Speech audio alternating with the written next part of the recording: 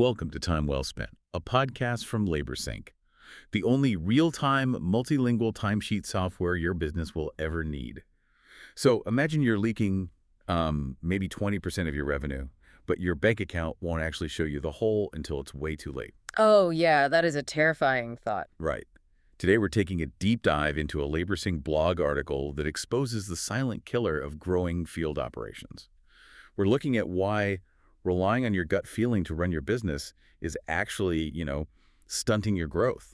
It's a really fascinating shift in perspective because when you first launch a business, your gut instinct is kind of everything. Oh, absolutely. You need it. Yeah, it helps you intuitively price those initial jobs and hire your first crew.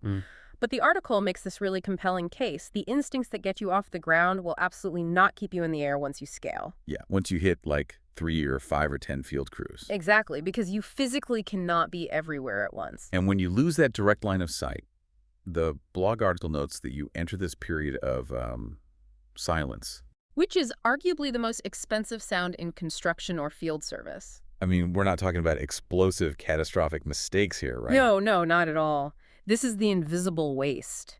It's the silence of a crew waiting 45 unbilled minutes for drywall to arrive. Or, a truck idling in a driveway during a wildly long personal phone call. Okay, let's unpack this. If you aren't tracking those minutes and miles, are you actually managing a business or just supervising a series of expensive accidents? I'd say it's honestly worse than an accident because an accident is visible. You can see a broken window and fix it. Right, it's right there. Yeah, but you can't fix 15 minutes of lost time here and 20 minutes there because it just vanishes into the ether. Which brings up the elephant in the room. How we actually attempt to measure that time.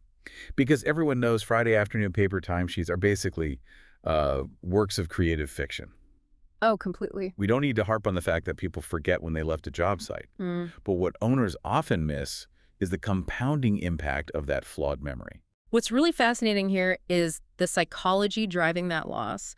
The article calls it anchoring bias. Okay, anchoring bias. Yeah, when an employee sits down on Friday to write out their week, they aren't trying to maliciously steal from you, but they anchor their memory to a standard 8-hour day. Ah, I see. So they genuinely forget they left early on Wednesday, they just round up, and suddenly you have a dozen small discrepancies. And across 5 crews, those minor daily rounding errors just entirely eat the profit margin of your next job. Exactly. It adds up so fast. Using those paper timesheets is like asking a witness to describe a fender bender a week after it happened. That is a perfect way to put it. By switching to digital GPS-enabled tracking, you're just pulling the dash cam footage. It moves the conversation from the fuzzy, I think I worked 8 hours, to the exact reality of on-site from 8.00 to AM to 4.46 p.m. And that dash cam footage changes everything about how you understand your operations, because once you measure reality, you can actually implement accurate job costing.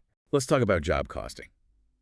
Instead of treating it like a textbook definition, I like to think of it as giving every single project its own independent profit and loss statement. Right. Rather than just dumping all your payroll and material expenses into one giant monthly bucket. Yeah. If we connect this to the bigger picture, relying on end-of-month bank statements to check your profitability is like trying to drive a car by only looking in the rearview mirror. Yeah, it tells you where you've been. But it doesn't help you avoid the pothole you're hitting right now. With real-time tracking, you get a live scoreboard. A live scoreboard. Yeah. If you quoted a 100-hour project and you hit 90 hours, but only half the work is done, you can course correct immediately. See, I get the math, but let's look at the human element for a second. If I'm a crew leader and you suddenly mandate a GPS tracker in my pocket, I'm going to feel like you don't trust me. Sure. How do you scale this math without destroying the human trust you've built your company culture on? That is the most common pushback from owners, but it stems from a misunderstanding of the tool.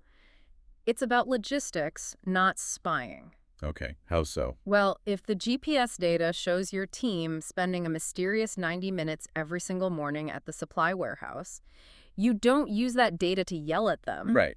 You use it to fix the bottleneck.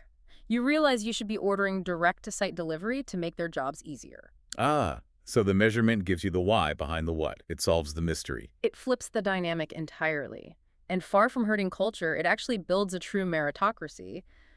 High performers finally have concrete proof of their efficiency. Oh, wow, that makes a lot of sense. Yeah, the person who is consistently on time, stays on site, and finishes under budget gets recognized. Actual data replaces favoritism. So here's a final thought to leave you with.